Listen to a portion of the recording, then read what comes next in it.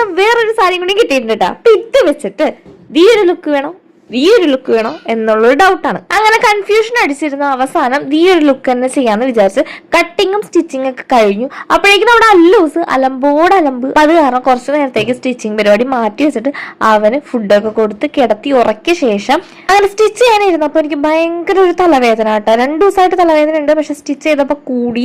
അങ്ങനെ പിന്നെ സ്റ്റിച്ച് ചെയ്യാൻ വേണ്ടി ഇരുന്നപ്പോഴാണ് നമ്മുടെ അല്ലൂസിന്റെ കിടപ്പിൽ എന്തോ ഒരു പന്തികേടുള്ള പോലെ.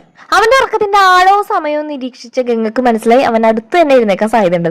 അതുകൊണ്ട് ചെറുതായിട്ടൊന്ന് പ്ലാൻ മാറ്റിയിട്ടുണ്ട്. അപ്പൊ ഈ ഒരു ഔട്ട്ഫിറ്റ് ആണ് ചെയ്തത്. അപ്പൊ സ്റ്റിച്ചിങ് ഒക്കെ കഴിഞ്ഞു. ഇതൊന്ന് ഇട്ട് കണ്ടാലോ. അപ്പൊ ഫൈനൽ ലുക്ക് എങ്ങനെയാണ്? എനിക്ക് മിക്കപ്പോഴും വരുന്ന കമന്റുകളാട്ടോ ലൈനിങ് ഒക്കെ ഇട്ട് നല്ല രീതിയിൽ യൂസ്ഫുൾ ആവുന്ന ഡ്രസ്സുകൾ എന്തെങ്കിലുമൊക്കെ സ്റ്റിച്ച് ചെയ്തുകൂടെയെന്ന്. നാഞ്ഞു തുമ്മിയാൽ ചിലപ്പോൾ കീറിപ്പോകും. അത്രക്ക് പഴക്കമുള്ള സാരികളാണ് എനിക്ക് കിട്ടാറ്. അപ്പൊ അത് വെച്ചിട്ട് സ്റ്റിച്ച് ചെയ്യുന്ന ഡ്രസ്സുകളൊക്കെ ഞാൻ എങ്ങനെ ധൈര്യത്തിൽ പുറത്തേക്ക് ഇട്ടിട്ട് പോകും. അപ്പൊ അതുകൊണ്ടാണ് ഇതുപോലത്തെ പരീക്ഷണങ്ങളൊക്കെ ചെയ്യുന്നത്. അപ്പൊ നമ്മുടെ ഈ ഒരു ഔട്ട്ഫിറ്റ് ഇഷ്ടമായെങ്കിൽ